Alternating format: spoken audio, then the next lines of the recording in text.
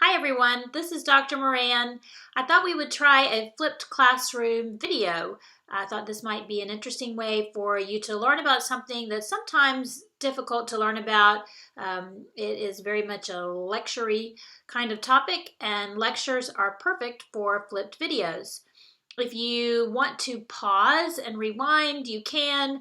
If you want to take a few notes so that you remember what I'm talking about, you can do that too. You can see that I'm here in my home office.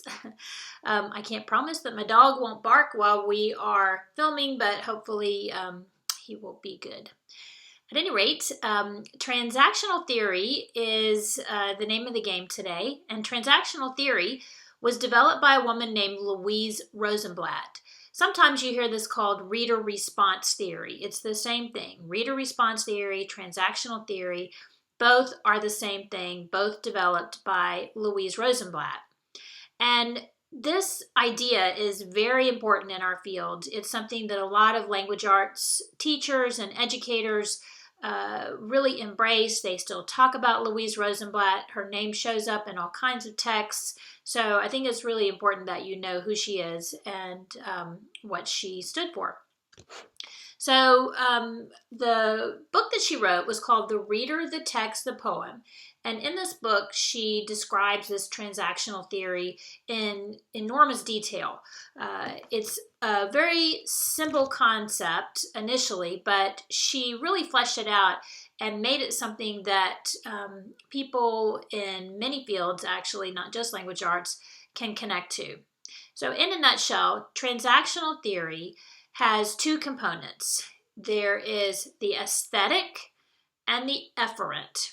And what this says is that the way we read a text is dramatically influenced by the life experiences that we have, the background knowledge that we have, and we have a transaction or a relationship with the text. So if we're reading The Outsiders and we have firsthand knowledge of gangs, then that influences the way we interpret the text and the type of experience that we have as we're reading the text. So in the efferent reading of a text, we're reading for information. We're trying to get character names down. We're trying to get places, things, specific bits of information. So think of an efferent reading really is like a memorization component. This is the trying to pull the information out of the words. If you're going to read a scientific journal, you're definitely going to take an efferent stance when you read it. On the other hand, the aesthetic stance is the one that says we really connect with the reading on an emotional level. It's how it makes us feel. It makes us laugh. It makes us cry. We love the characters, or we hate the characters, or we remember someone we know, and boy, this character reminds us of him.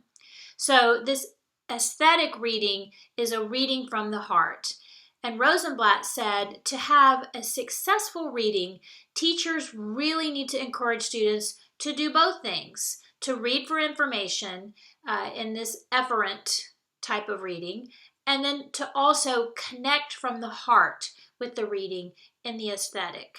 So the efferent and the aesthetic together give us a full transaction with the text. You can't have one without the other. If you want to lean toward one being more important, she actually said the aesthetic experience was the most important. That being able to really emotionally connect to words was absolutely key. And that if students cannot emotionally connect to a text, then they're just going to turn off. So we should never give students a text and say, I want you to memorize what's in here. I want you to memorize these dates from this battle. Because the student will never connect with it. They might memorize it, but it won't mean anything. The only way they're going to get meaning from the text is to have that aesthetic experience as well, to try to understand the people in the battle, what it meant to fight a battle, what it meant to live during that time period.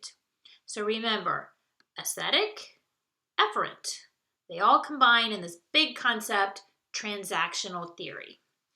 There is an article by Louise Rosenblatt on the Moodle, And there's also a handout that I created for you about her because I think she's really interesting. So if you'll read both of those and watch this video, then we will take the information and have an activity